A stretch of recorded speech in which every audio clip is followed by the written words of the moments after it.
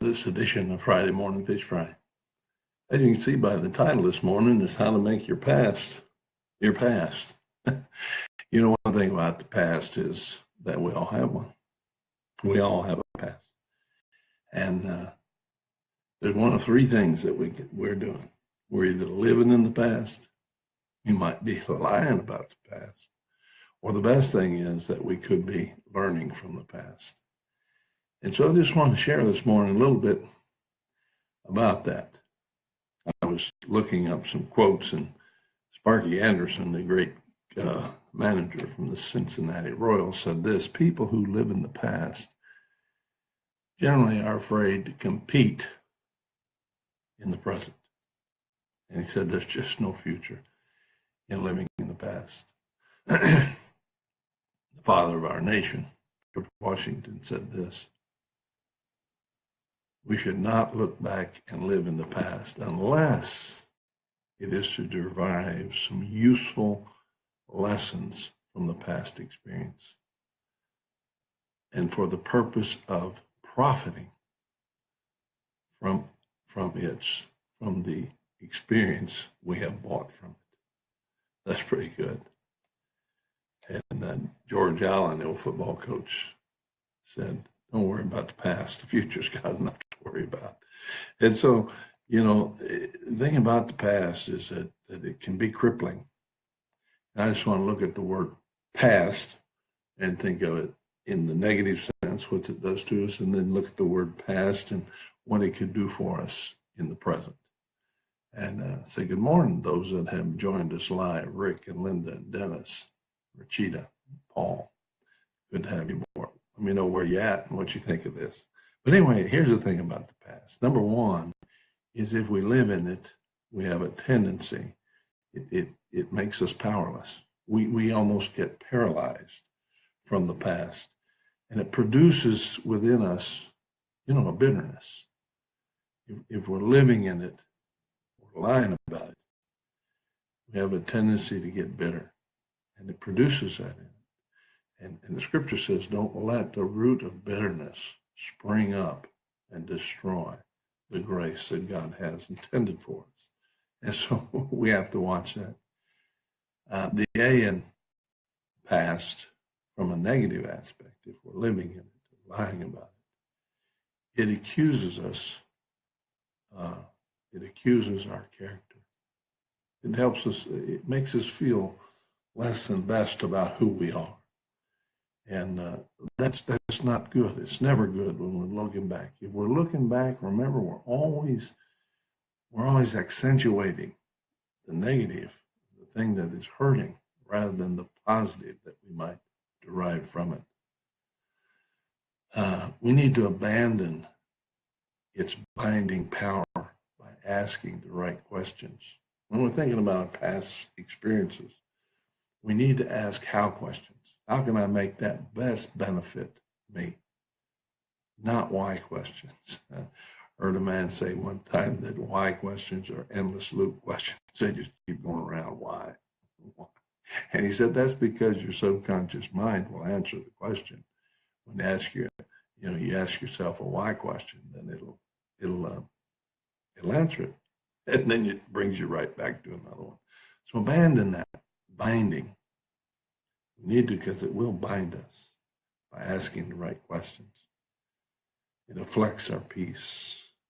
And that's the thing that's the worst thing, is that living in the past affects our peace, who we are. The S stands for three things. It stymies our dreams, it stifles our creativity, and most of all, it stunts our growth because we get locked in. It's kind of like the teenagers use drugs and alcohol. The psychiatrists and psychologists say that it stunts their growth right there. Emotionally, they stay stuck at 15, 14, or 16, or whatever it is. And if we live in our past, it's just like getting stuck on drugs. We get stymied. Our dreams are stopped. We stifle our creativity, and it stunts our growth. The T in past, and this is awful, it traps us. It traps us in our anger. It traps us in our hurts. It traps us in our emotions, and it tethers us to a stake of remorse. And you know, those are bad things about the past, but how can we look at the past and how can we make it our benefactor? Now let's take the same word, past, and very quickly because I'm running out of time. We need to, number one, make peace with it. Peace, the P ought to stand for peace. We ought to make peace with it by owning it. It is what it is. We can't go back and change it. Every one of us would run back there and change this, change that. While we were changing that, what would happen is we'd probably make a million other mistakes. So just own it. Make peace with it. It is what it is. There's nothing you can do about it. The A is accept its consequences. And again, by asking the right questions. How can this benefit me? How can I look at it, cut it apart, open it up, dissect it, all that kind of stuff, and how can it help me? And the S is, now that's unique. Listen to me now. Listen carefully. Make the past your servant. Don't you be a servant to your past. Make it serve you. Tell it what's what. Don't let it tell you what's what. Look at it. Make it your servant. You know, every one of us that have a negative past, we can say, hey, well, I won't do that again. So we've learned from it. Make sure we learn from it and then move on. Boy, did a motivational speech I heard one time. It's called FIDO, FIDO. He said, that's not a dog. It stands for forget it and drive on. And that was his whole premise for about an hour speech. It was a fantastic speech. So make it your servant. Make it your servant. And then the T. T is to teach its lessons to others. I have a friend that does motivational speaking. He's my neighbor, just lives over here. And he always says this, and it's stuck with me from the first time he says it. When something happens to you, it isn't happening to you, it's happening to you for others. So everything that happens is a lesson. You might teach your children, or if you're a pastor, you can teach your congregation. If you're a parent, you're teaching your kids. I've already said that. But use it to teach others. Use it as an example to teach you and to teach others. And the last part is to be thankful for it. Yes, I said it, to be thankful for it. Because you see, our past is what's made us who we are today. And so, you know what? Be thankful for it. Because with gratitude, everything begins to change. Everything begins to blossom. Everything becomes new. And so, don't get stuck in the past. Don't live in the past. Three things. Remember this. If you don't remember anything else, you're either living in it, lying about it, or learning from it. So it's best to learn from it. Hey, good to be with you this morning. I hope it's benefited you. If you think it might help someone else, hit that share button and share it with them. But most of all, just remember, make peace with it. Accept it.